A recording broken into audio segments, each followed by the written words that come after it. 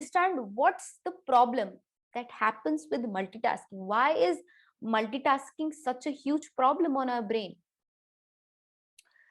So the problem is our brain cannot seamlessly transition from one task to another. So what happens is, remember when you were sometimes writing an email or maybe doing something urgent, and somebody just came out of nowhere and just asked you a question. What happened when that attention or that focus was disrupted?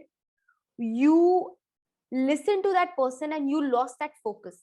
And when you had to write that email back or went back to your work, you had to actually gather some time to bring in that focus. So that is the problem.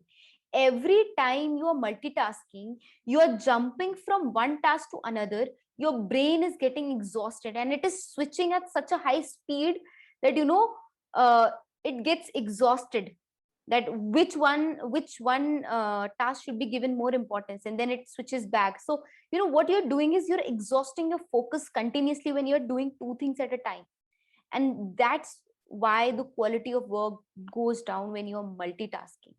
Okay, and that's why you are not at your peak self when you're multitasking. Okay, so in psychology there is a name to this multitasking thing, because our brain cannot seamlessly jump from one task to another. It is exhausted, and it is called a switching cost, meaning that when you transition from one task to another, there is a cost that you have to pay every time you transition from one task to another to another to another. So what's the moral of the story for this lesson? The moral of the story is, guys, multitasking, no matter how much the world and how much you have been convincing yourself that this is the way to go, it is actually not the way to go.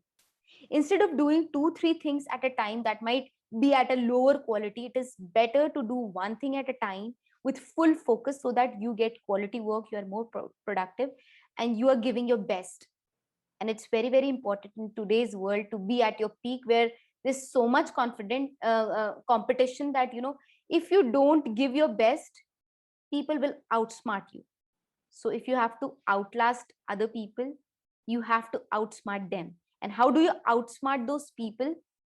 By actually being more focused. So we'll learn more about the two strategy focus in our next video, and I hope you have taken notes, you're staying playful, and you are committed to completing this course, because this course is really going to take your entrepreneurial journey notches ahead. See you in the next video. Thank you.